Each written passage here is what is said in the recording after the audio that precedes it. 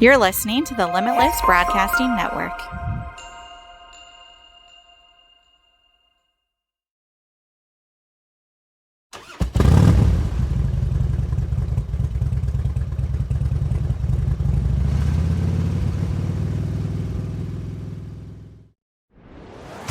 You're listening to the Limitless Broadcasting Network. Let's be cops. People actually think we're cops. Please, freeze! Oh, that was awesome. Whoa, what do we have here? Today's a training day, Officer Hoyt. It's your chance to give you a little taste of reality. You think you can handle it? I will do anything you want me to do. Will you? Let's see. They build jails because of me. Judges have handed out over 15,000 man-years of incarceration time based on my investigation. You got today, and today only, to show me who and what you're made of. You hear me? You go first. I'm really too old for No, you go first. I'll cover you. You know what the difference is between you and me? I make this look good. Let's get in character. I'm so interested in big man's wife. Well, he's going out of town, Florida, and he asked me if I take care of her while he's gone. Take care? No, man. Just show her a good time, make sure she don't get lonely. Hello, everybody, and welcome back to the Partner Complex. I'm your host, Robert. And Marvin. And thank you for tuning in.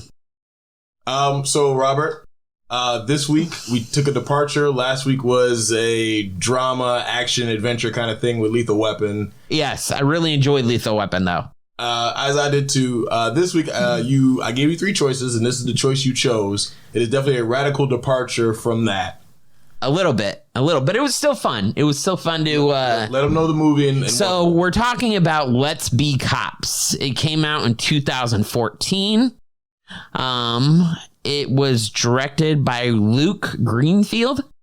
It stars Jake Johnson and Damon Wayans Jr. Yes, the tagline of this: two struggling pals dress as police officers for a costume party and become neighborhood hero or neighborhood sensations.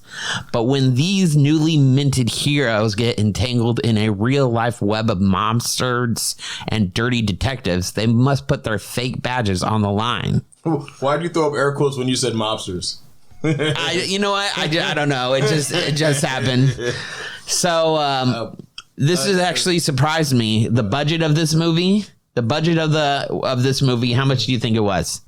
Okay, I don't know it off the top of my head. I'm gonna say 32 million.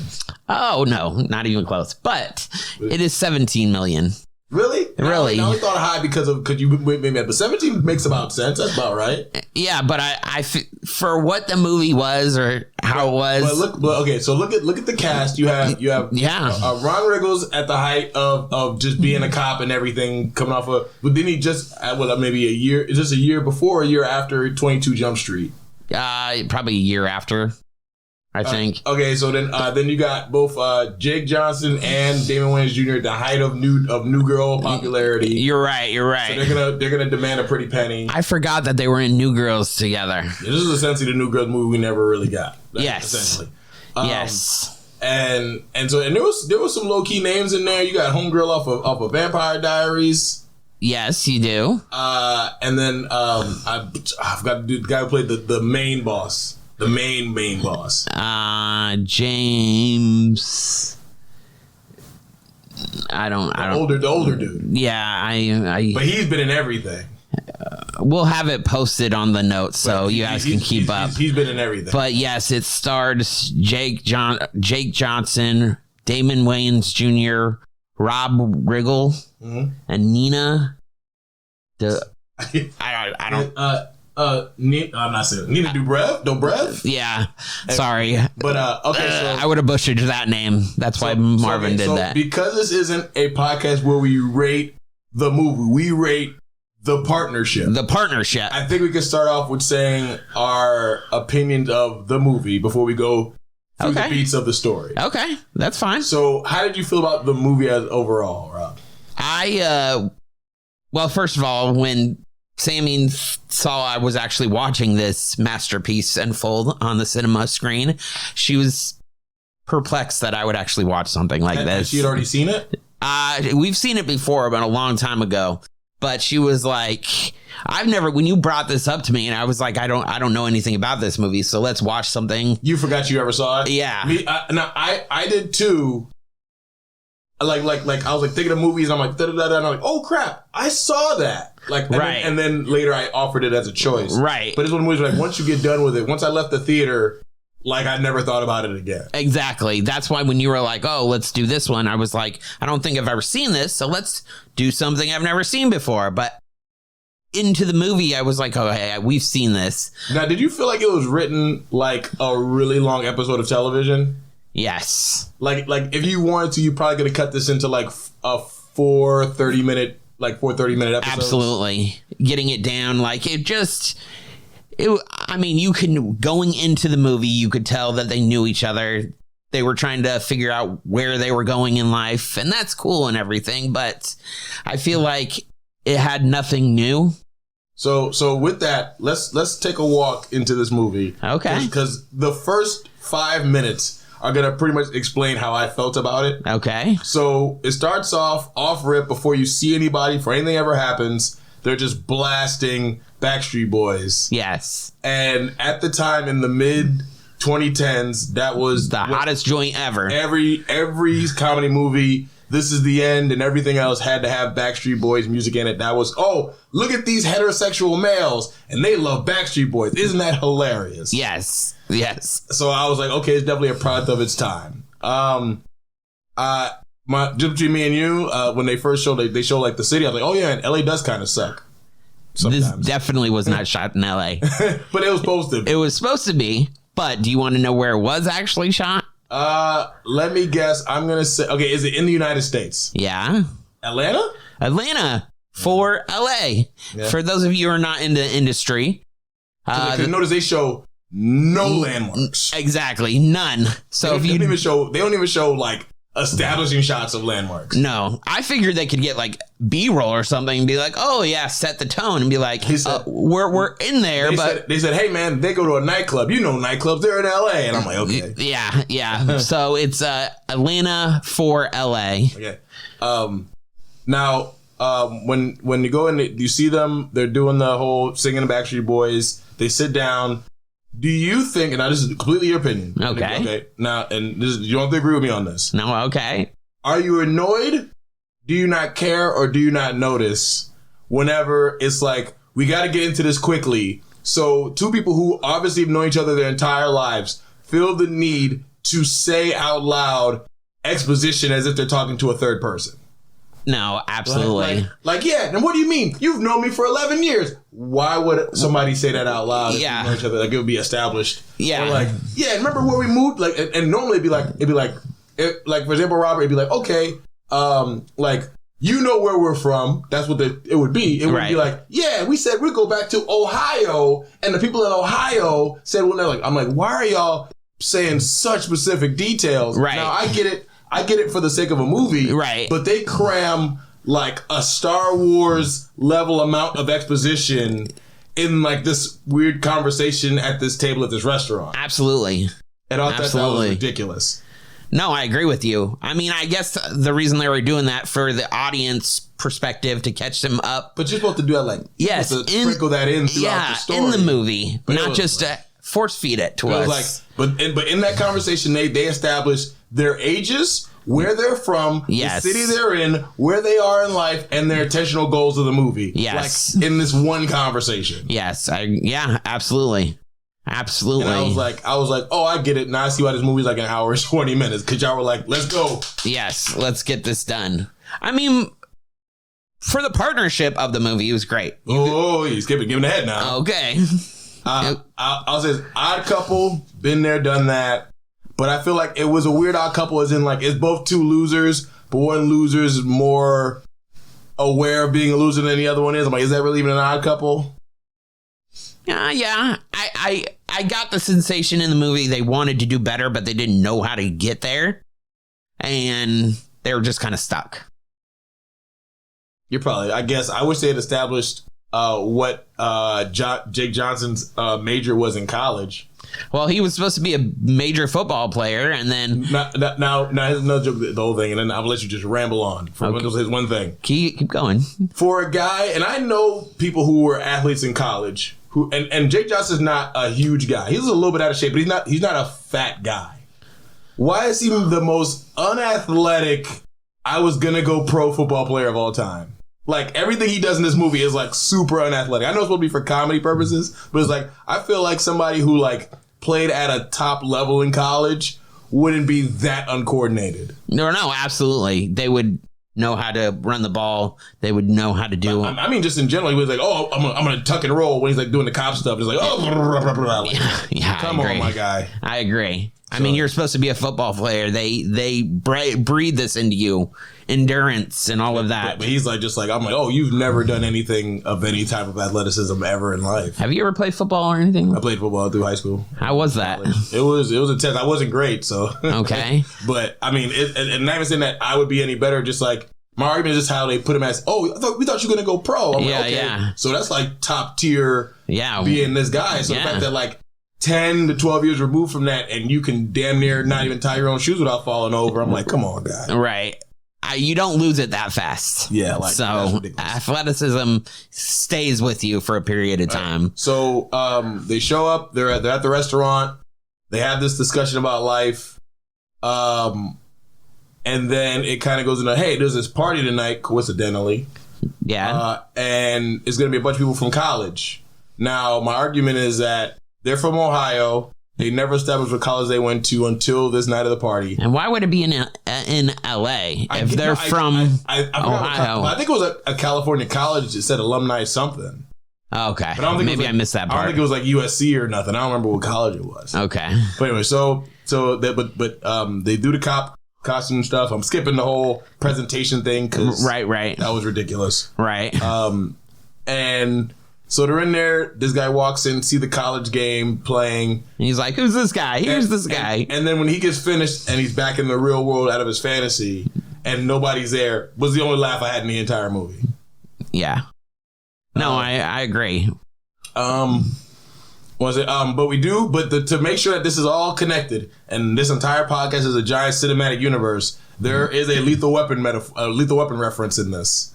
I might have missed it. What is it? When they're walking up to the front of the party, when they're walking up like that steep driveway, and they have the cop costumes on, Damon Wayans Jr. says, and I quote, "I feel like Murtaugh before he was too old for this shit." Oh my goodness, I do remember that. I was like, oh man, it all connects. Yes, so there you go. In the first and the second episode, that's why we're doing this. Any opinions about the party sequence or anything? Well, when his friend was like, "Oh, it's a costume party," and they walk in and they're actually dressed as cops, and it's not a costume party; it's a black tie affair, and he's like, "You're an idiot." I would have just rolled with it, like.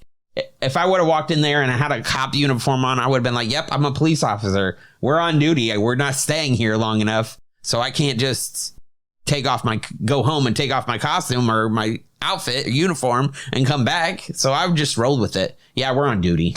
I think it'd jump the gun, though, because they don't start doing that till the next. I think it took a little bit of sting off of the sequence post the party when they're just walking down the streets of quotation mark LA. Right. And then when they're walking down and they're like, everybody stop, you stop. And they're actually seeing the power of it. They're like, okay, this is what we should be doing. Yeah. So this and like I said, maybe you know more cops than I do. But from what I've seen. Yeah. Girls are not trying to fuck cops this hard on the street. No. This was like out of hand. Like every single girl was like, oh man, is that a police officer? A civil servant I see on a regular basis? Yeah. I don't want to suck his dick. Like, come on. Exactly. Come on. Exactly. And like running up in the scavenger hunt, they were like, officer. And all those girls kissing the cop. I'd have been cool with the scavenger hunt thing just because it'd have been okay. A group of girls with a similar mindset I can kind of buy. The fact that every other girl in that street was down with it was like, all right, come on. Yeah. No, absolutely. I got that too. This was a dramatization of how great cops are. I was like, this is we call it propaganda. I was like, okay, yeah, you guys are out of hand. So they have this like, you stop, and the guy takes the super duper face bump off the bike. Skateboard. It was a skateboard. Skateboard takes a bump off skateboard. The other cops kind of see him and kind of nod him. How good did those uniforms have to be to pass? Because I feel like they don't sell those kind of badges. No, you literally have to get a permit to have a cop's uniform. Like, you have to be an established like production company to actually get an authentic cop uniform, because you don't want just anybody being able to get this stuff. But production houses can get them. But they had to really like pass. Like, I was thinking about that too. Like, how good. Like now, and if they were in a different city, maybe. But I feel like if I put this uniform on every day, I know any inaccuracies that are on it when I see it. Right. So I feel like he'd have looked at me like, oh, that's not the right LAPD badge, or something like that. Right. And it wasn't like it was Halloween and everybody had a costume on. Right. So I feel like there's more times where I feel like somebody would have been like, the fuck are you doing? Absolutely. And I feel like also a lot of cops, most cops, kind of know who else is in their precinct. Yes. And it'll be like, oh, I don't know who you are. Yeah. Why do you have this? Where are you at? Who's your captain, your sarge, anything like that? I think it was funny when he buys the car and the real cops pull up and they're like, you don't have a license plate. We don't know what to make of this. And he has the sergeant's badge or emblem on his uniform, and he's like, hey, Sarge. Do you think it was a missed opportunity to not have Rob Riggles turn around and be a dirty cop? Yeah. Because I feel like him not being a dirty cop, like having already seen the movie before, I'm watching going, oh, Rob Riggles is the bad guy. And this is me having already seen it. I was like, oh yeah, because nobody would be that stupid. Right. And so I'm like, so when he's like, oh yeah, the cops, they're like, oh, they have a SWAT gear. Oh man, I'm expecting there to be a scene where like Rob Riggles is just supplying this stuff. And he's just egging these guys along. Right. Because he's like, oh, I'm gonna egg you guys along. I'm gonna tell this dude with all the tattoos and he's gonna kill you guys. Right. I feel like the detective or the DA, whoever he was like such a superfluous character who comes in halfway through the movie and really serves no purpose. Right. And then gets killed by the other bad guy. Right. Absolutely. Who was that guy? He was the guy off of he's done a lot of stuff. Ocean's 13. His name's Andy. And Andy. What's the last name? Do you see it? Garcia. Yeah, he's in have you ever checked out that? Andy Garcia. That's who we're talking about. A lot of stuff. Yeah, he was in The Godfather, Ocean's 11, Ocean's 12, Lost City, Godfather Part 3. I got you. But that dude's been in a lot. Yeah, of stuff. So that's who we're talking about. I'm not gonna lie to you. If there's 13 million, it was 14 million into this movie. I'm pretty sure 7 went to him. Oh, absolutely. I'm sure the bigger stars got paid pretty heavily in this. I mean, that's where half your budget goes, right? Basically. To talents, right? So let's get back to so after their eye fucked on the street, okay, they go to this restaurant, okay, and it's established that I guess they eat this restaurant often because he's like, oh, you always look at that girl whenever we come here. I'm like, then why didn't you start the movie here? Right. So it seemed kind of weird to you already had a restaurant scene, but you chose to do a different restaurant, but then established you're always at this restaurant. Right. But mind you, once they leave that restaurant, they never go back in there again to eat anything. Right. So I'm like, how often do you really get in there like that? Right. Absolutely. Even when you're fucking the girl, you're not in there. You're not eating. Right. Absolutely. They had to establish that the hot girl had to be relatable, so they make her very ungraceful. She snorts and she snorts. Yes, absolutely. She's kind of weird, and I'm like, I guess if you have to make her relatable, and well, why would she mess with Damon Wayans Jr.? I'm like, well, I guess that is a good point. That's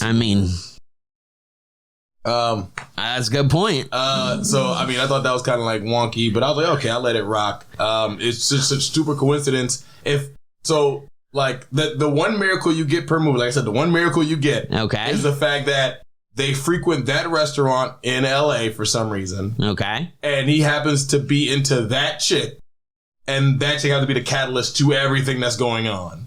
True. If Damon Wayans Jr. would have been dating anybody or not found her attractive, this whole movie doesn't happen. True. Absolutely. That's ridiculous. That's honestly, if you break it down like that, that's exactly right.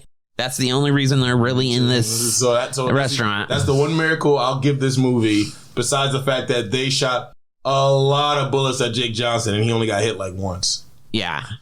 Oh my God, that was another thing in this movie.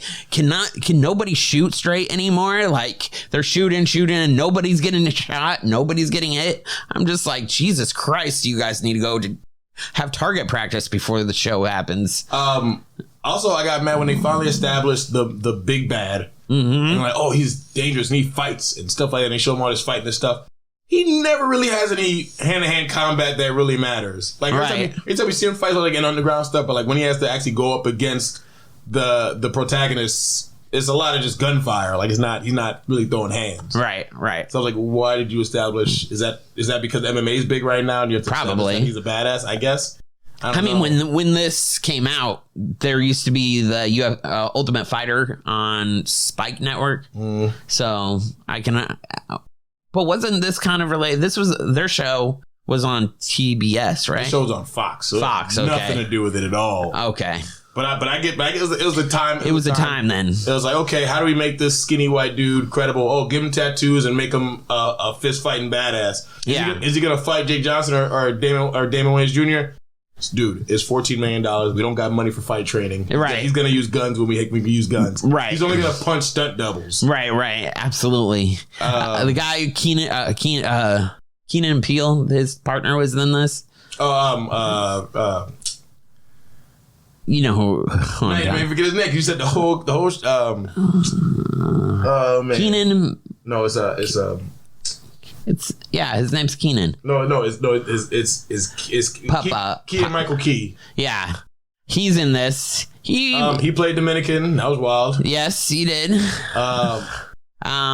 He definitely got paid well after this. I bet 100%. Okay, so movie. Another thing, just came out the big bad real quick. I thought it was so weird the way they dumped exposition in this movie. Like, I get that if you're a cop and you're investigating this guy, you know about his criminal record, you know about stuff that he might have been doing. But the fact that there's a whole psych write-up like, oh, and he has a temper, and he's this and that. I'm like, bro, you are reading very distinct character details I feel like the police would not have. Right. Like, well, if he was arrested, but they didn't. But it wasn't like. But back in the day, that they didn't. I could see them doing that now. Not but even now. Even though this movie's like 9 years ago, the detail of which he goes into this man's character is a lot. It's like some stuff you wouldn't even put in the file. Right. No, I agree with that 100%. I feel like they were just putting it in there and being like, oh, let's use this as a plot builder. I was like, you guys are really just dumping this. There's a lot of tell, don't show. Yes. And I was like, why are they? But I'm like, they got to keep moving this thing along. Yeah, I mean. Comedy's all about timing, I guess. Yeah. So it felt like really weird. And then I think that, like, let's say, because I'll give him this, the moment in the restaurant where he just punks out Damon Wayans Jr. Okay. And hold that thought. Remember how close to each other's faces they get when he's just slapping them, right? Yes. I thought, okay, this is establishing that this guy is a threat. He's a menace. He is the big bad of the movie. Yep. He's at a level 10. Right. I feel the moment they bring in Andy Garcia, it knocks the main bad guy down to like a 6. Yes. And he never really recovers. Oh, absolutely. He's never as big of a threat. Absolutely. Like, oh, he's just a glorified foot soldier. Right. He's a middle management. Who happens to have finger banged this girl at some point, I assume. I don't know. Right. Yeah, exactly. Exactly. So I was like, y'all got halfway through this script and said, oh crap, we can get Andy Garcia, write him in. I feel that too. What's he gonna play? Bro, you see this IMDb, just make him that guy. Like that. Just make him that guy. Just make him that guy. Like, no, that makes sense. So it was super weird. And what made it super weird that they never even really, like, the first sequence had nothing to do with Andy Garcia or the I keep forgetting the main bad guy's name, like his yeah. But it was the 3 henchmen guys who messed up Jake Johnson's car. Yeah, they never get their comeuppance. They don't get shot. They don't get beat up in the final battle. They just kind of get arrested. Yeah, I was like, that's a waste. Absolutely. So I mean, it was like I didn't understand it at all. It made no sense to me whatsoever. I was like, what's going on here? So No, I got you. There's a lot of narrative moving and shaking going on I didn't quite get. No, I got you. $11,000 goes a long way, apparently. But yeah, you can live off of that for 2 years or 3 years. I think it was 2. Especially in LA. Oh my goodness, you're giving hand jobs under the 101. There's no way you're living off $11K in LA for like any kind of time. No, I've known people that moved out to LA with 10 grand in their pocket. And do they live together? Yeah, they live together. Did they show them living together? Yeah, they were at the apartment. I assume they lived together because they brought the guy back to the apartment. They brought him back to an apartment. True. I just assume they lived together. I feel like besides the initial, my pitch didn't go well. You don't even see them in the apartment again together until they bring in the Dominican guy, truck driver. Yeah. And that sounds like, it was like, oh, so is Jake Johnson just living off of Damon Wayans Jr.?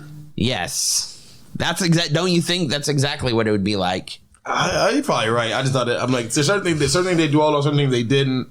I don't know. And then I just assume, I'm nitpicking. But I'm probably like one of the everybody probably just assumed they lived together, and that's what I did. You were texting your heart out during this movie, weren't you? No. Like, I was trying to take notes and being like, all right, you're very like detailed when it came to like Lethal Weapon. And I was like, all right, that's what I'm going to do on this movie. I was writing down my thoughts, just things that kind of like sprung to mind as I'm watching it. And no, absolutely, and that's what I was doing as well. How fast? And I've never done it, so I don't know. But do you think that crystal meth hit kind of fast? Yes. Crystal meth doesn't hit that fast. It's slow. It was like, I took it, and 2 minutes later, I am in the hallway, and I am just tripping. Like, I feel like it takes a little bit. Yeah, it does. Especially for two guys who obviously smoke weed already anyway. Right. So there's some kind of tolerance. Yeah, absolutely. So I definitely don't think meth hits you that hard. Yeah. Well, maybe if it was their first time, maybe. But now, maybe I'm just nitpicking now that. Maybe.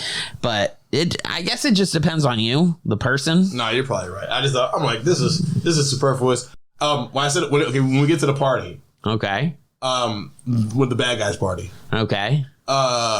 Number one, they just saw this guy today. Yes. So the fact that the bad guy just saw this dude's face today, then was this close, like inches away from Damon Wayans Jr.'s face when he's dressed up as the Dominican guy. Right. And didn't recognize him after looking, and he looked at him so, I'm like, okay, we get it. This is a plot device. Because he'd be like, aren't you the guy I just slapped like 24 hours ago? Yeah. No, absolutely. That he didn't even register like, he didn't even allude that something was wrong.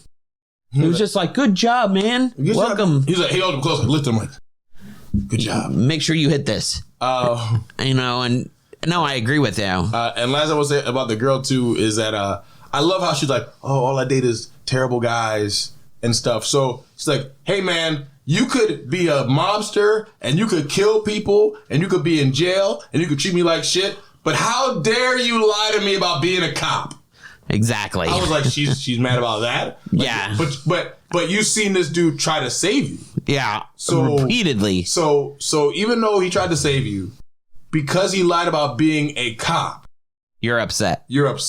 Yeah. And you guys can't be together. He didn't take the first opportunity to just get up inside of you. Exactly. And you're like, how dare you lie to me about being a cop? Exactly.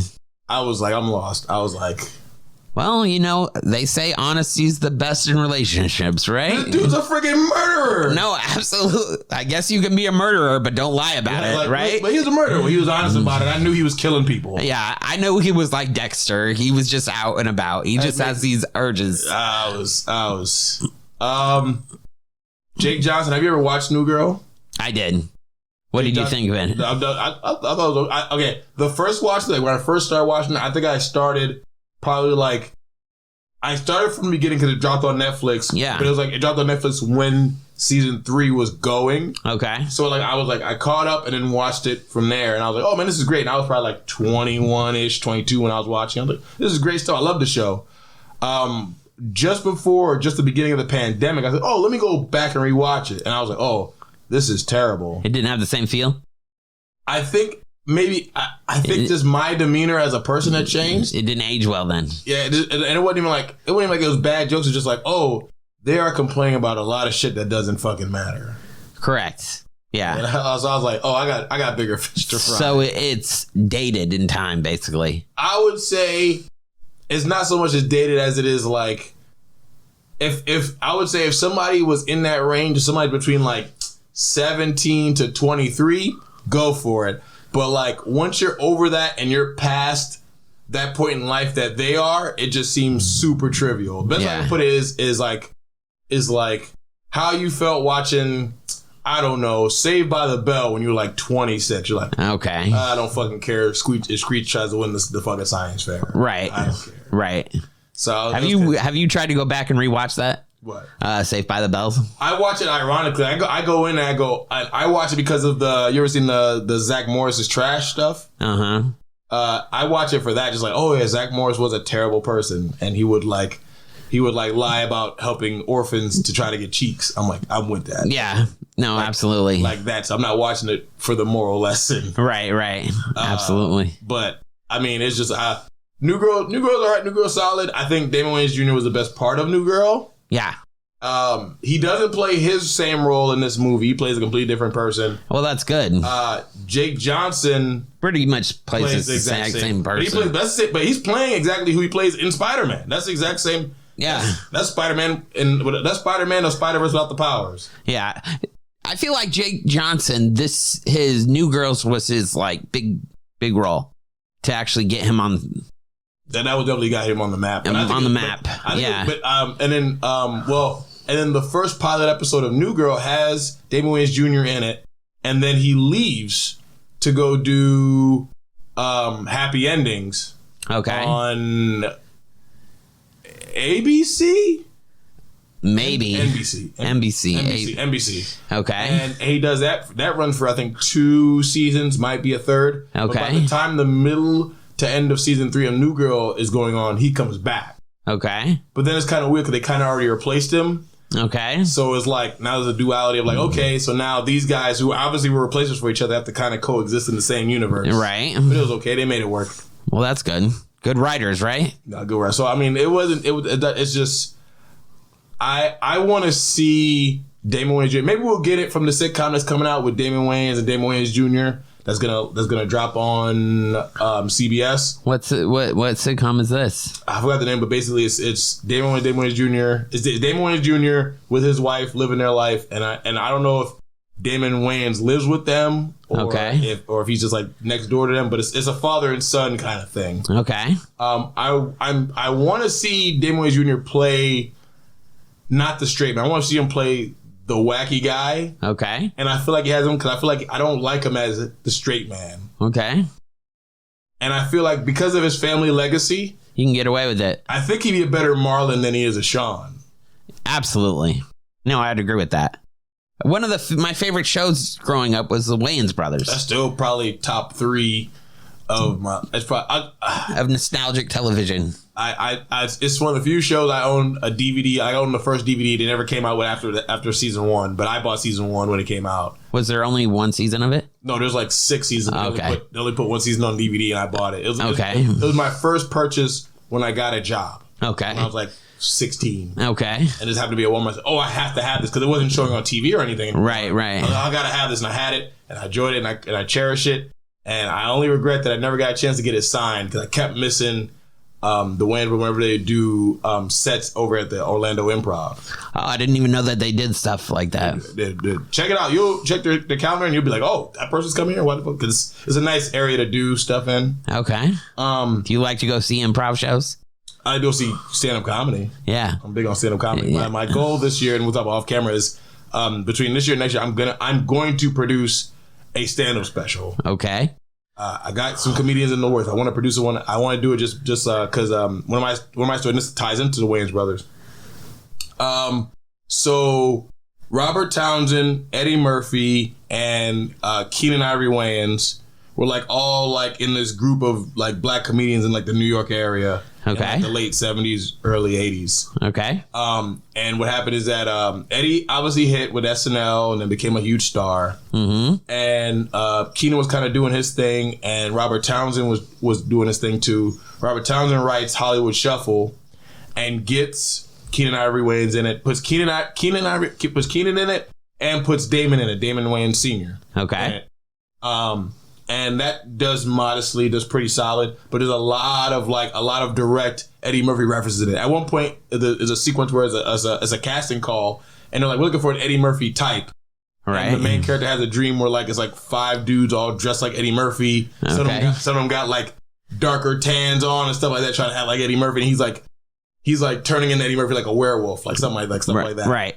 I said that to say this. From that movie, Eddie said, "Oh man, Robert Townsend, you've only directed one movie, and you maxed out credit card stuff to do it. I want you to direct my stand-up, Eddie the Raw special." Okay. And I was like, "Oh, that's fucking awesome. That's a good get. That's a great get." And I put him on the map for that. Then after that, he gets Meteor Man with Bill Cosby, and he goes on to do the Parenthood on the WB for like 6 seasons. Yeah. And it's like, okay. And then from that, Keenan goes on to do I'm Gonna Get You Sucker and puts his whole family in it, and then goes into doing In Living Color. Mm-hmm. And then the legacy continues. Obviously, I don't got a list. Don't be a mess in South Central or Drink Your Juice in the Hood. Right. Scary Movie. Da-da-da-da-da-da-da-da. So what do you think happened with the Wayans brothers? Like, why do you think they fell from Hollywood? They didn't. They're still working. Okay, behind the scenes. No, for example, Marlon has put out several movies in theaters over the last 10 years. Several stand-up specials, a couple Netflix or specific movies. He had Marlon, which I don't care what you say. It's a spiritual successor for me to the Wayans brothers. He plays essentially the exact same guy. Absolutely. Just now in his 40s. Yeah. That ran on NBC for 2 seasons. And then, like I said, the Scary Movie franchise that they had for a little while. They're still clamoring for a White Chick sequel. Okay. 50 Shades of Black. True. So why do you think their movies don't get the push as other stars' movies do? Number one, I think the type of comedy that they do, and even the type of comedy that this movie is, I think it's dying in Hollywood. Yeah, you don't see productions like this. You don't. Comedy is not. They don't produce it because they think it's too expensive to produce. They don't. They're like, oh, it's not a franchise, so I'm not going to do it. So if it didn't already exist, right? If it's not a serious property that they can turn into a comedy, right? Or if it's not a superhero movie that they can put comedy in, they don't really do it. The main thing about comedies, rated R comedies in Hollywood, is number one, they cost too much, and if you do try to want to produce it, you have to have a main star, and that costs too much to get people in the door. Plus, they know that the people who are going to watch this thing are teenagers. Right. Why are you making a movie that teenagers can't see, but they're your target audience? Correct. So it's an oxymoron. It's not a knock on the Wayans specifically. It's a lot of comedic stuff isn't really hitting like that. Why the fuck you think Seth Rogen's doing cartoons?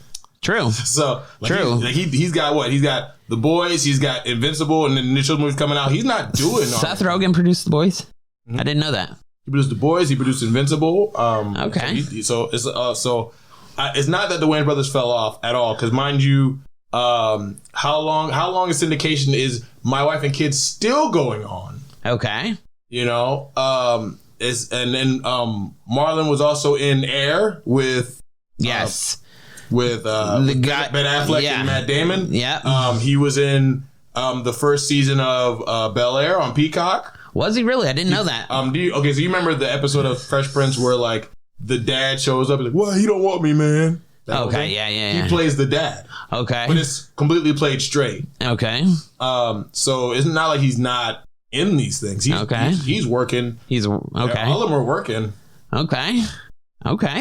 See, you're elaborating. You're opening my mind because I thought, they're not really doing much. I mean, I haven't seen them do stuff, but you're telling. I mean, you want to get into, you can only have so many black stars on TV at one time.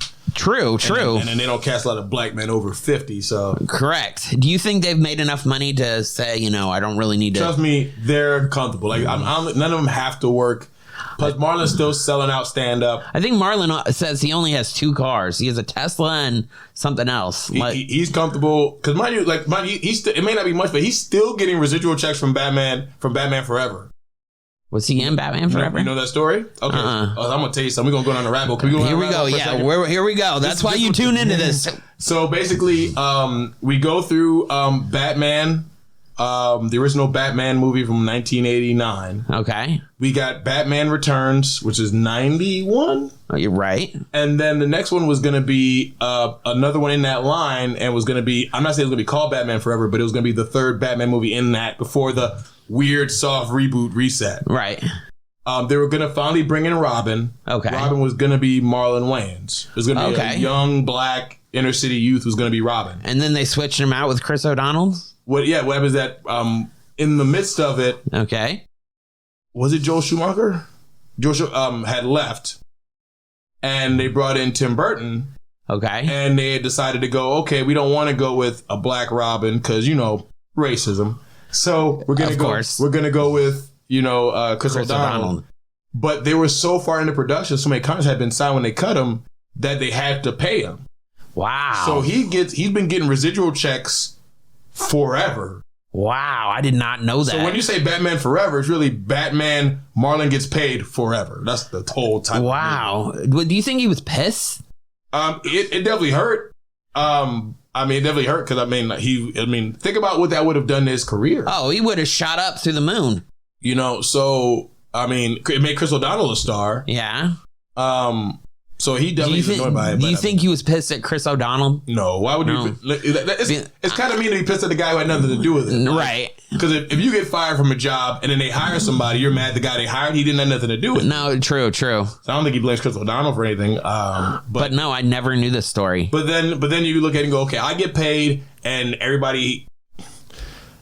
Okay, it goes... Batman 89, Batman Returns, those are kind of top tier. Right. People accept Batman Forever because it wasn't as much of a radical departure as Batman and Robin would be. Okay. But I haven't watched enough interviews with him talking about it in length about how he feels about it, but I gotta imagine he's pretty upset about it. The joke is though, if it's not Boom Studios, I forgot what comic studio's doing it, but they're doing a retelling in comics of those movies. Okay. And Chris O'Donnell's Robin is not there. It's Marlon Wayans' Robin. Okay. And I want the first issue of him as Robin I want to buy that. I want to put it on my wall because I have the Meteor Man comic. I have the first Static Shock. I have Black Panther versus the KKK. I have the Black Panther and Blade team up. And you see a theme on my wall here. Yeah. I want that comic. I saw one of the variant covers. It's pretty cool. That's really cool.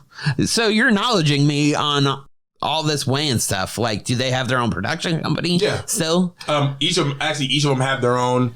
That's why if you watch like the Wayans brothers, it's like, look up Marlon, say cheese. And in that shot was the 2 little kids with Marlon and Sean. You'll see there's multiple production companies. Baby's Way, Second to Last, like they all have their own production companies. Even if you watch, and they make sure that each production company is listed on every show, so they can get paid. So if you watch, I don't know if they cut it now on Freeform or VH1, wherever they show My Wife and Kids Now, but at the end of the episode, they list like everybody's production company. Everybody's getting paid off of these things. That's great.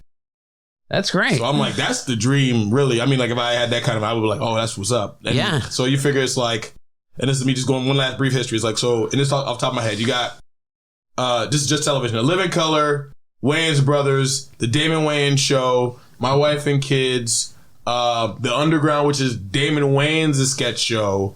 That was on Showtime. You got Marlon. You have, I think what else is on there? Second Generation Wayans, which was a fake reality show on BET. think of Real Husbands of Hollywood, but it's all the Wayans, but it wasn't as funny. Okay. It was like kind of more serious. Where can I watch this at? It's probably on BET Plus, but you know, I'll let them know you're allowed to watch. Oh, thank you. Thank you. You give me a black card? Thank you. I'll let you watch that. Thank you. You're not going to enjoy it, but you can watch it. But you'll see, actually, because if you remember Wife and Kids, a lot of second generation Wayans are on that show. Like Damon Wayans Jr. has episodes on My Wife and Kids because he's pretty much with his siblings, right? He plays one of Junior's friends. Okay, and you're like, hey, that kid looks so. Like, if you know in your head, you're like, oh, dude was cheating. Why does Junior's friend look exactly like his dad? Right. Anyway, but stuff like that where that's kind of cool. So don't get to it, bro. They be working. That's a hardworking family. They work. That's good. Oh, in the house. I'm naming like Kim Wayans shows now, like, but it is a lot. It is a lot. Trust me. There's if you were able to look up like a family IMDb, it'd be thick. You'd be like, oh shit, and they're still working. Okay. No, it really entertains me because I don't know a lot about the Wayans. You seem to know. It's one of my one of my niches. I used to watch the Wayans brothers when I would go to school. Like before I went to school, I'd turn it on in the morning and get dressed and everything, and then go to school. But I remember watching it. I think it was on TGIF, wasn't it? No, it was on WB. You're right. It was a Sunday nights, and then I'm trying to remember. But I only know that because like I'm weird in television. Like I'm really that kind of guy who goes like, oh, what were the lineups for CBS? You're reading the nights? Reading the TV guide, and I never left. So when TV Guide stopped, I go on the internet and I go like, what show do I vaguely remember? Oh, it's For Your Love, WB, 1997. What else used to play in that television block on Sunday nights? Oh, cool. I used to watch that. Blah, blah, blah, blah, blah, blah. So I'm just that kind of weird kid. No, I gotcha. Like, that's my jam. No, I gotcha. So, I mean, it's... So we did take a bit of a super duper 10. Okay, but it's okay because that's why people tune into this. So overall, what did you think of the movie? Like... Would you watch it again? No. Okay. I know what it would have tried to be. I think it needed to be R-rated. Oh, absolutely. And I think it needed more time. Yes. I think it would have been better to like for example, I think it would have hit more if there had been a gradual build between you both are losers, having not anything since college, to by the time they hit the street, all the girls want to fuck them. Yeah. But none of the girls at the party wanted to fuck them. Right. So I'm like, what's the differential here? Right. So the jump is kind of weird. No, absolutely. The pacing is kind of off. I think they needed more time because I feel like Jake Johnson's character just goes full blown bananas in an instant. Yeah, he's dressing up like a cop, and then all of a sudden he's buying a cop vehicle without being like, okay, let's take a beat for a second. And I felt like there was like, I don't know how many times it went through or it's punched up or whatever, but I felt like there was like, okay, we're gonna do this kind of comedy. I thought the movie should have been more of the like, because only one time the movie cuts to a flashback. Do you know the time it cuts to a flashback? I don't. I can't even tell you. I can't even tell you when. I've been doing a lot of stuff, man. What about that herpes commercial? And it cuts to the that's herpes right. commercial. That's right. It was. I didn't mind the comedy of that moment, but it felt so out of place because the movie never does that kind of thing ever again. Right. So it's like, what was that a punch up? Did somebody toss that in there? Yeah. No. He's like, they're running. He was very happy about it. He was like, they're running my commercial again. He's like, oh, that's so he must be getting residuals off of that. I have genital herpes. Would you actually do a commercial like that? For 11 G's, I'll tell them some nasty shit. I'll tell them I can have whatever they want me to have. 11 G's. One payout. Bam. But yeah, so can we take a tangent for a second? Oh, sure. The writer's strike. I was going to bring that up. So what do you think about the writer's strike? I can see why they're doing it. Yeah. I think it's weird that this is happening and coming to a head because it's technology finally hitting apexes. Yeah. And it's what do we do about streaming? And on that same breath, what are we doing about AI? Right. And it's like I'm with it because AI is only going to be able to do more in the future. When it stops being in that weird uncanny valley where you can look and go, that's not real. Right. So I can see why they're doing it. I was hold that thought. I was pitching a show during the Vegas convention, and it was the whole production thing out there. It was but one of the booths, like Sony sponsored it, like had all the movie theater people. I went up to one booth and they were making robots, and I actually had a full-blown conversation with a robot.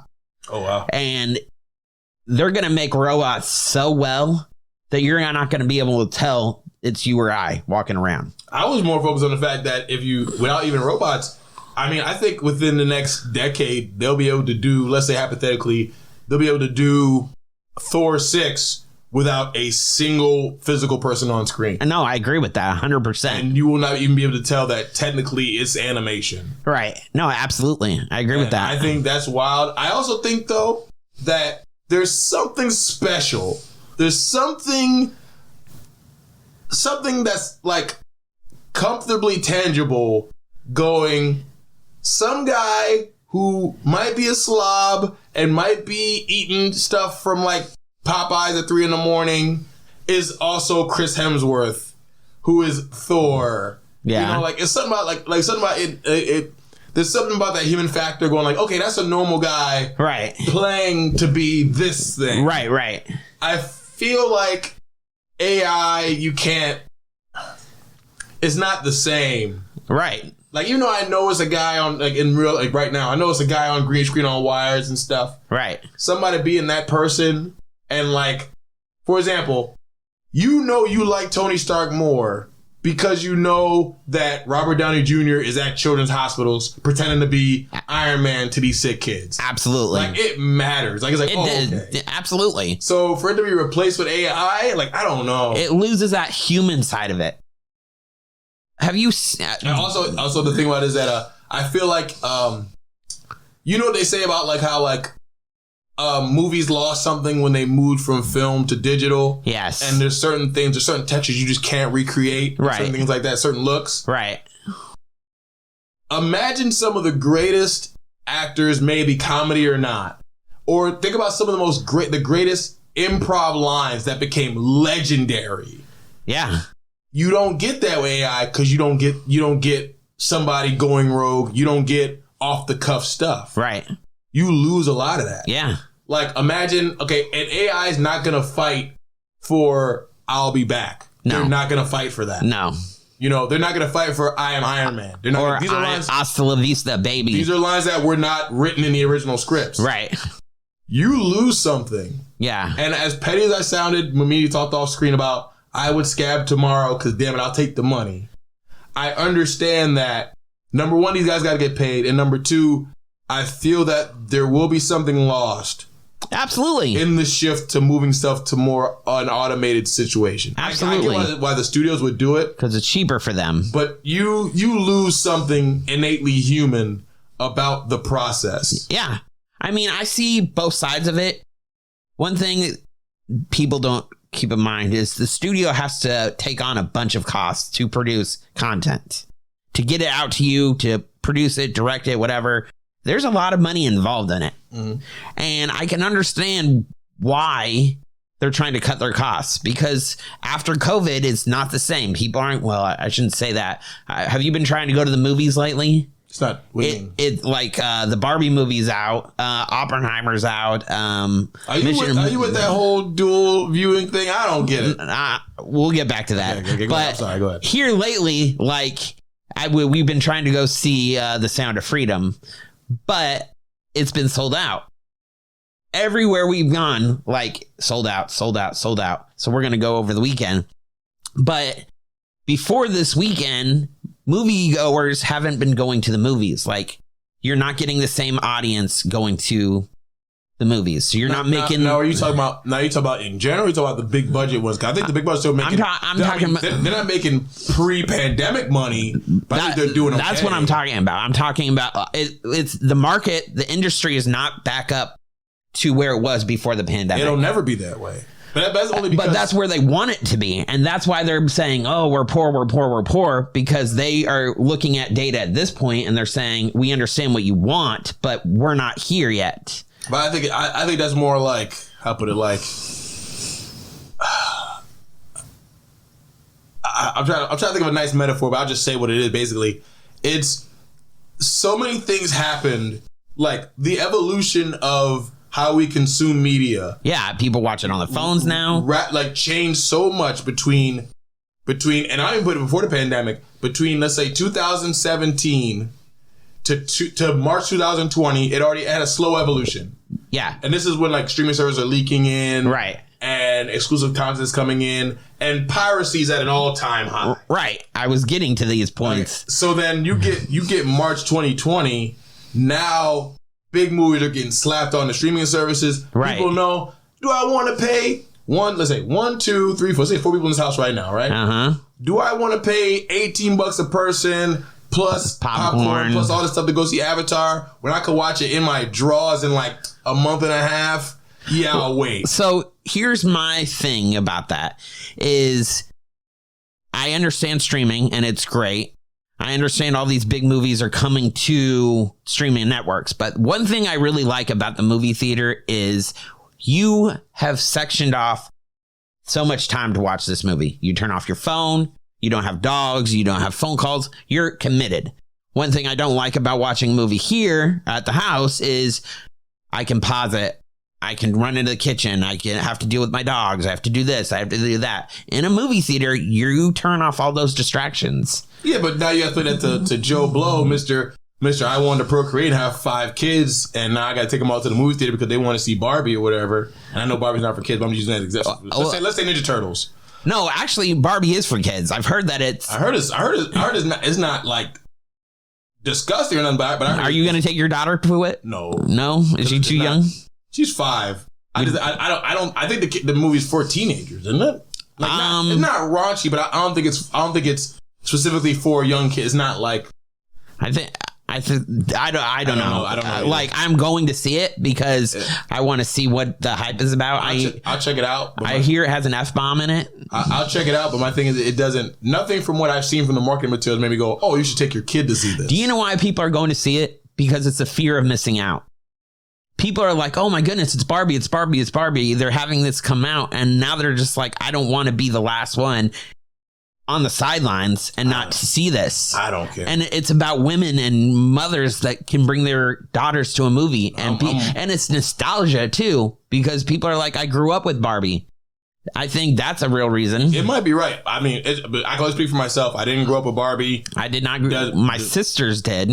I used to pop the heads off of them. I didn't. It wasn't in my house. It was just me, so it wasn't in my house. It wasn't in my house. My sisters were grown by the time I came around. Right. I wasn't in my house. I never really dealt with it directly. Didn't really care about it. So it's not nostalgic for me. I'm gonna check it out because there's some guys, like some people in that movie that I'm like, oh, they'll probably do a good job. Right. There's probably some good as a laughs producer, as in the industry, you would want to check it out. Probably could be some good laughs, whatever. But I don't feel FOMO. Now, movie stuff aside, like film stuff aside, if I was just a manager at Target, I need to see Ninja Turtles.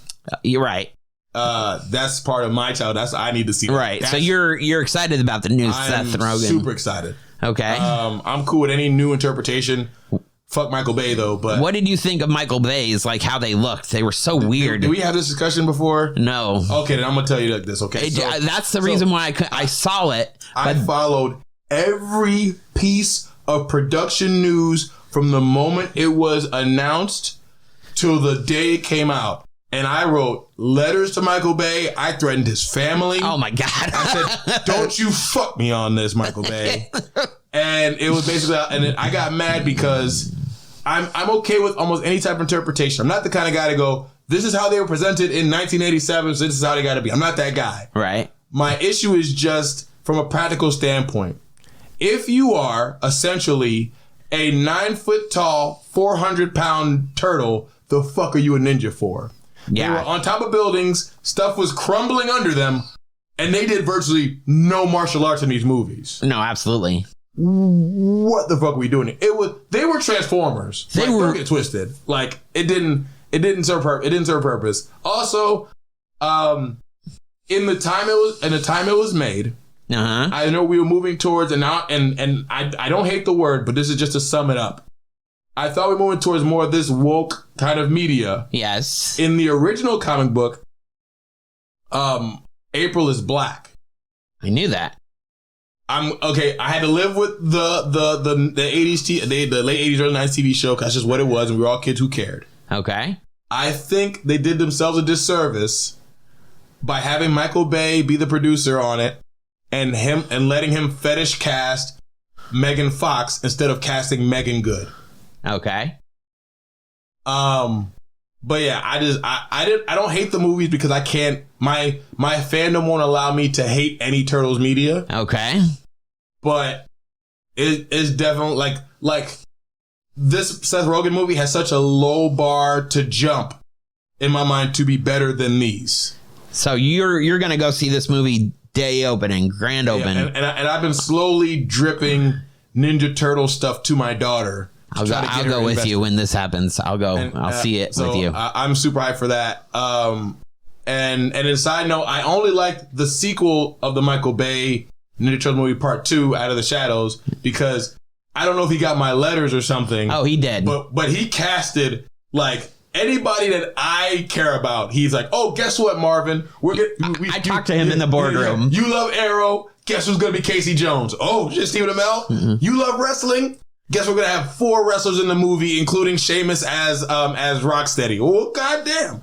And then we know who you hate, Marvin. You hate Tyler Perry. He's going to be the villain. I was like, these niggas, they know my life. I got to see this. They know everything about me. Oh, my God. That's funny. I was like, that popped me. I was like, okay, cool. Okay.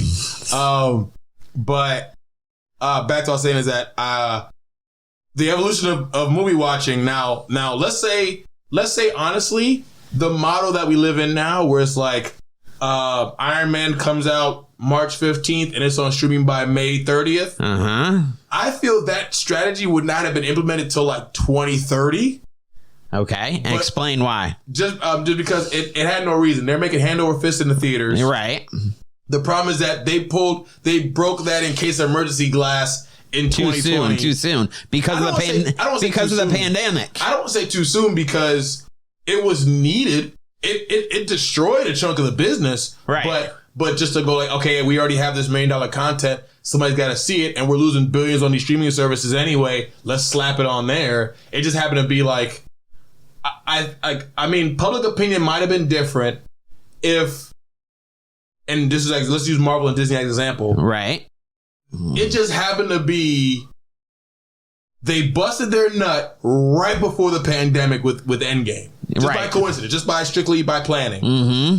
Now they're in bed, they're sweaty, don't touch me, and you toss on friggin' Black Widow on streaming service after we waited for so long. It's like, we already, like, it's you know, woo! And now when you're like, we want you to pay premium prices to see this movie. Right. Like, but we're already down here. We don't care what happens next. We saw the ending. Right. Absolutely. I think if the pandemic would have hit when Infinity War happened. Okay.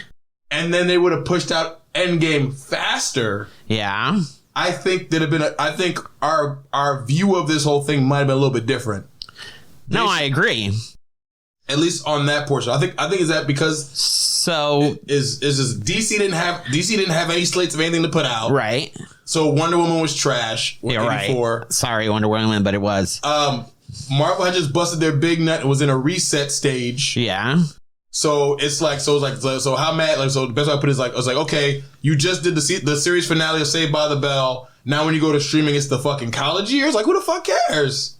No, absolutely. So it's so the evolution of that kind of killed it. But because the cat's already out of the bag, because you've already established this, we're like, well, you already bought the streaming service, and we gotta keep feeding the monster on that. Yes. So we put something in theaters. We'll give it maybe 8 weeks if it's doing really good, 6 weeks if it's not, and then it's going on streaming. They give it like a 45-day window now. Yeah, it's not big at It's all. like movies literally have 45 days to go into the theater before they hit streaming. I feel 100% that like Shazam, Fury of the Gods, it was like before the end of the Thursday night showing, it was already on stream. Like it felt that fast. It wasn't, but it felt like before they walked out of the theater, it was already on stream. So with all these streaming networks and everything like that, do you still buy DVDs?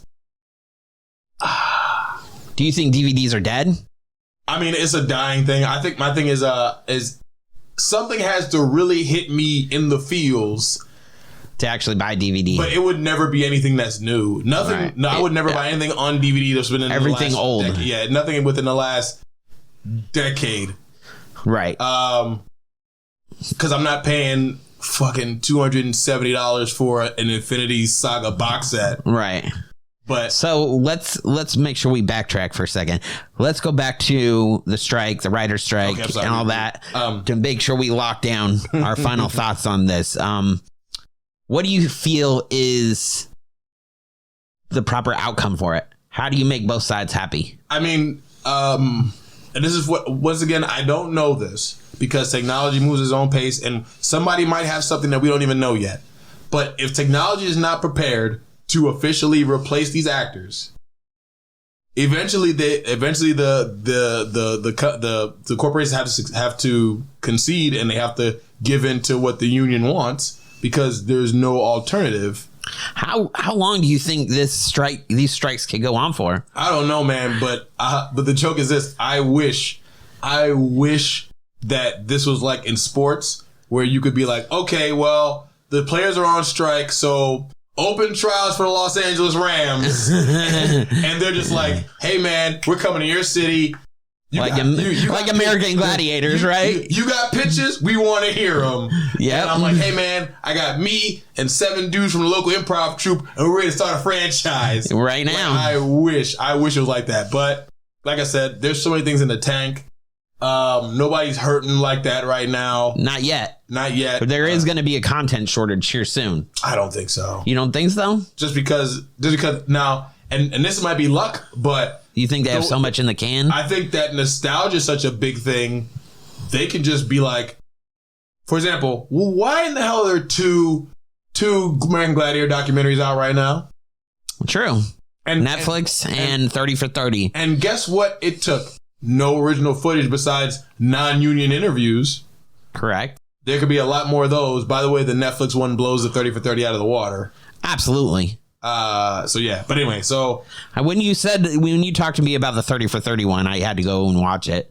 And okay, so you watched the Netflix one already, right? Yeah. So you saw how like the guy, the Elvis impersonator guy was like in like 30 seconds of the Netflix one, and how they built the entire story around him in the 30 for 30. Yes. So yeah, the Netflix one's way better. Like the 30 for 30, I'm like, so much is about this guy's life, and I'm like, I don't care. Right. And he's like, and then you know, Elvis, man, I don't care. All right, let's get to it. And yeah. and then they had so many of the later gladiators and like one-off people, but the Netflix one had like the main guys. Right. So I'm like, oh, because so the Netflix one. I mean, I'm glad I watched both. You get all of the story. Right. But if you can only watch one, you go with the Netflix one. So getting back I love to 30 for 30s too. That's the sad part. Getting back to the strike. Okay. We really don't know what to do. Unless there's nothing that currently right now Hollywood can do to replace these actors. So they have to concede eventually.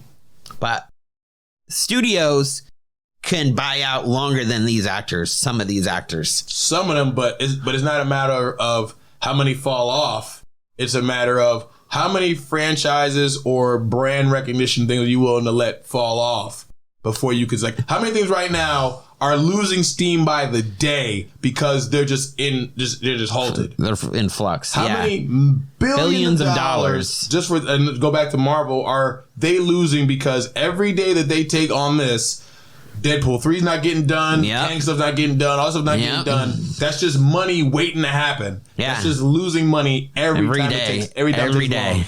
And God forbid there's a cultural shift at some point where people are like, yeah, you know what? We're done with superheroes. Yeah. Do you feel like that's going to come sooner? I don't know, because it used to be that there was action movies and superhero were just kind of in the action movie genre. Now that superhero movies have become their own genre, where it's like comedy, drama, action, superhero, suspense, so on and so forth, I don't think it could ever die. But I think at some point it gets more and more niche. And like I said before, where it's like as hard as it was for somebody to get me to sit down as a kid and go, you got to watch all 3 of these Star Wars movies. And I was like, I'm not watching them old shits. I can only imagine me going, hey, baby, so the first one of these started 10 years before you were born. We're going to watch all 20-something movies. She's going to be like, no, I don't want to watch that. Right. Absolutely. And so I think that I'm not saying it's tomorrow, but eventually it has to just... The bubble has to burst. Just like the vampire burst. And just like everything bursts at some point. Yeah. It loses its steam. So, and this is not helping anything. So I really would like to be in the streets of just Burbank, like, I'll do it. All right. I'll do everything. What do you want me to do? No, absolutely. I think, last joke is last thing I'll say is this, and you can go nuts. I'm sorry. No. Keep going. I think 100% though, that there's one person that's looking at all this going, ha ha, who looks dumb now? The CEOs are doing that. Just one CEO. Bob Iger? No. The CEO of Warner's Discovery. Because he's like, fuck you guys. I took over the streaming service and all I have is non-union fucking renovation shows. That is true. And all that stuff is printing money. Yeah. And he's like, I could run this forever. Most of these guys aren't union. Yeah, that is true. It costs nothing to make and it's all original content. You guys got to go and try to figure out some new stuff to do. Not me. Yeah. He was like a genius now. Yeah. So it's fucking crazy. My point is, I see both sides. I don't think the studios are making the money as they were making, but I do not think they're broke. I mean, no, they're not broke now. I feel like bailouts happen all the time. I feel like they actually do. They do have the money to pay, but I do think actors and writers and everything, they do need to get to a certain point. They need to be on the same page about AI, because AI, exactly what we were saying, can take over. I think it's tough to get on the same page because they don't know what it can do. Exactly. And I think that's where the problem is. That's why they weren't able to tackle the streaming thing back in the 2008 one. Right. Because it was like, okay, well, we kind of know what Netflix sort of does. Right. But they didn't know it could be this. We're like, oh, wait, they can take residuals from movies? Like, and you could do a movie and you get paid this amount and then it goes on streaming. But if it doesn't do well on streaming, they'll just yank it off. There's stuff from Disney that Disney did for millions of dollars that was on there for like 3 months and then they just took it off. It's just lost media now. Right. So that's insane. Yeah. No, I agree. I feel like AI is too new to actually know what it can do. And that's the problem.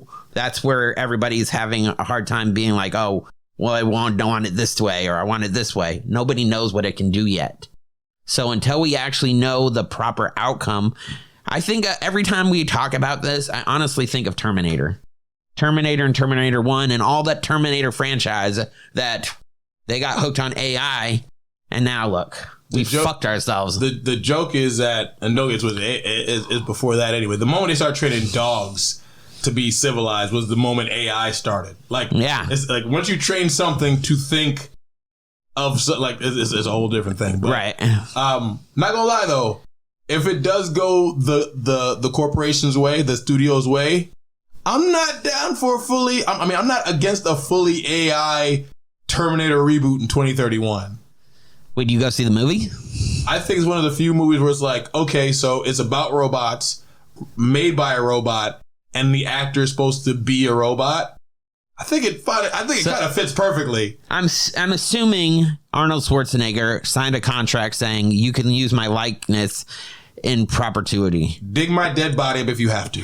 And so they have all of his like old footage and everything on file that they can literally plug into an AI machine and write it up. I'll give you this. I wish they would do this. And also, have you been seeing like on Instagram and like Facebook and stuff like that where like people will post these AI created like DreamWorks versions of properties? Where it's like, oh, what Fresh Prince will look like as like a DreamWorks cartoon and stuff like that.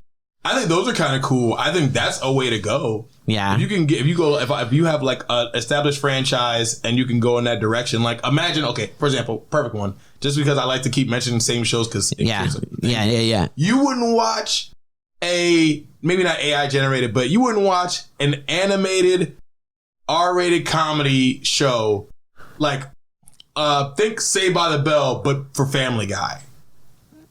I would, like because I think it'd be funny. An R-rated high school comedy placed in the Bayside universe. No, I think it would be funny. So yeah, I would. And I'm like, listen, you don't got to pay anybody. Like seriously, you could probably you could probably redo the voices. Nobody probably care. Literally, if they just scanned all the actors, their expenses would literally drop, and then it'd be nothing but profit. But then you got to agree to have them scanned. And people, one of the big issues that they don't want them. They don't want to be scanned because then you could just use them without paying them. But there's already some actors that have been scanned and signed their likeness away. No, you're right, but I mean, I think a lot of it, you could probably plug in. I think within the next 5 years, you'll be able to. It may not be realistic, but at least a cartoon where you go, okay, I'm gonna just take my computer. I'm going to shove the first season of Saved by the Bell into my laptop, and it'll spit out a very nice looking cartoon version of the series. So that would be cool if eventually we can, because animation is so expensive. Even 2D animation, that would be pretty cool. I think that's the route some of these franchises should do rather than a live action redub. Honestly, like I've been looking for AI that does animation because it's so expensive. If I could use an AI app to do what I want to do, that's what I should do. That's what they did with the intro to Secret Invasion. What app did they use? I don't know, but it was done by AI. I think it might have been ChatGPT, to be honest with you. Really? I didn't know ChatGPT did that. It does the animation now? Yeah, but I mean, don't get me wrong, it's more abstract. It's not like the scary show I want to produce. I'm using AI to do all the pictures of the plot points, and they come out great. And I was like, I thought I was going to have to go somewhere and pay somebody to paint the plot points. And then I was like, what the fuck am I thinking? Let's just turn to AI. And then it does it. And I'm saying this as the industry is on strike. So as we wrap up this portion of the conversation before we go into our final verge about the buddy dynamic, that, Robert, makes you part of the problem. And I'm not trying to do that because I own and that's why I can say I can see both sides because I own a production studio and I know how much production costs. Like, you're pretty much set that you're my production partner on things. Like when Marvin and I get projects, like I'm always doing the numbers and blah, blah, blah. I know how much production is. So even for painting, it's crazy expensive. Yeah. I was going to have Sammy do it, but mind you, nobody's getting mad at us. They're getting mad at these people who are making billions off of somebody's back. Right. No, so I know, I get it. I see both sides. You're essentially doing the equivalent of a kid who copies from the internet to do a book report. Like nobody's mad about you. I agree with that. I agree. Nobody's mad at you for that. But I mean, final thoughts on this is we don't know. We don't know. We don't know. We don't know about the strike. We'll follow it. But I have somebody in LA that is shooting a package for me. Since I was actually going to call you last night and be like, hey, you want to fly to LA for a weekend and get footage of the strike? What would we do with it? We'd stream it. I would shoot it as a package. Like literally, I would shoot it as Hollywood on strike, like a current affair insider edition. And I would be walking up and down. You could run the camera and you'd be front or talent and I'd run the boom and everything. And we'd just be interviewing people, getting B-roll of Hollywood, seeing how it's affecting the economy. Do you want to do it? Do you have time to do that? We can talk about this off camera. Okay, so back to the original point. Yes. Okay, so I forgot our scale from last time. Okay, it's like so between we barely know each other, yes, to I'll die for you, my man. Yes. Where do you see these two from Let's Be Cops being? These two are I'll die for you. For sure. You can tell that in the first 30 seconds of the movie that they've known each other for a long time. And then did you even feel like that the end of the second act going to the third act dip of like, yeah, and you're this way because you're a loser, and they kind of like split up was kind of like, this feels hella forced. Yes, absolutely. Especially because like it's like I feel like it wouldn't go that way. Right. And no, I agree. But so are they closer than Riggs and Murtaugh. Absolutely. After the first Lethal Weapon. Absolutely. Yeah. You could tell that from the first 30 seconds of being in this movie. So what's our next movies? The next movie, the next 3 movies is your choice of 48 Hours. Okay. Men in Black. Training Day. Oh my goodness. Well, let's do Training Day. You sure? Or do you want to do 48 Hours? I'll do whatever you want to do. Just what do you want to do? I mean, I've seen Training Day. I've seen Men in Black. I've never seen 48 Hours. So I'm more tempted to go to 48 Hours because I've never seen it. I want to, okay, and whatever you want to do, you can pick it. If I'm making a vote, I vote for Men in Black. Okay. Just because I feel like it splits the difference between being somewhat serious as Lethal, not as serious as Lethal Weapon. Okay. But also having that comedic element of let's be cops, and it kind of splits the difference. Okay. So let's do Men in Black then. Men in Black it'll be. So hopefully you guys have enjoyed this episode. We really have fun doing this. You can tell. We got to dive pretty deep into the industry for this one. Yeah. We're both serious about, we bleed filmmaking. That's all we want to do. So thank you for checking out this podcast. More will be on the way. We have a good time doing it. And see you guys next week. Here come the Men in Black. Men in Black. Yep, it's coming. So thank you for tuning in, and we will see you guys later. Thank you for tuning in to The Partner Complex. This has been a production of the Limitless Broadcasting Network. Hosts of the show are Robert Brooksby and Marvin Ellis. The Partner Complex is edited by Samantha Brooksby. And to find out more information about the Partner Complex, please check out their Instagram at The Partner Complex. This has been a production of Limitless Broadcasting Network.